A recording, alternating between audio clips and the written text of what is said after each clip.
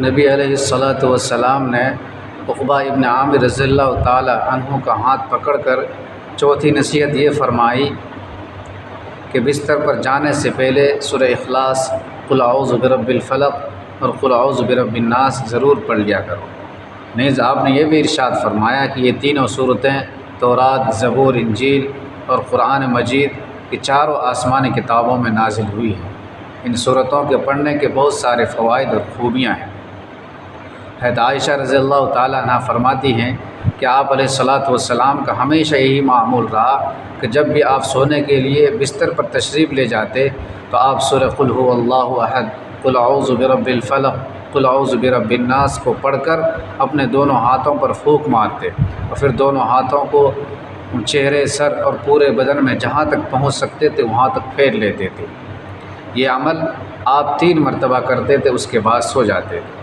تو آپ علیہ الصلاۃ والسلام نے عقبہ ابن عامر کو مخاطب کر کے پوری امت کو اس کی وصیت فرمائی۔ نیز اللہ تبارک و تعالیٰ نے معوذتین میں ایسا اثر رکھا ہے کہ ان آیتوں کو پڑھنے سے جادو تک کی گرہ کھل جاتی ہے۔ بخاری شریف میں متعدد مقامات پر یہ حدیث ہے، ان کا خلاصہ یہ ہے کہ یہودیوں نے لبید بن عاصم زرقی نامی شخص کو تیار کیا کہ وہ آپ علیہ الصلاۃ والسلام پر ایسا جادو کریں کہ پھر اس سے وہ نجات نہ پا سکے۔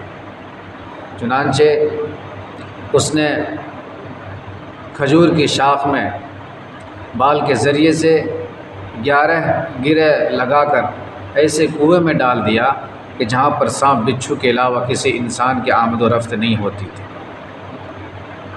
اور اس کا اثر آپ علیہ الصلاۃ والسلام کے پیغمبر ہونے کے باوجود ایسا ہوا کہ آپ کو اپنا کیا ہوا کام یاد نہیں رہتا تھا۔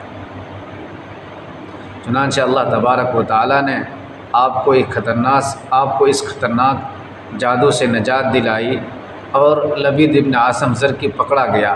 آپ علیہ الصلاۃ والسلام نے بنفس نفیس اس شاخ کو اس کنویں سے نکلوایا۔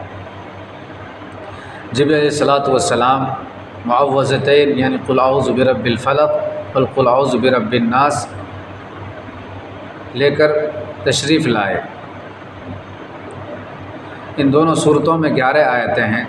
چنانچہ آپ علیہ الصلاۃ والسلام کو حکم دیا کہ آپ ان آیتوں کو ہر ایک آیتوں کو آرام سے پڑھیں۔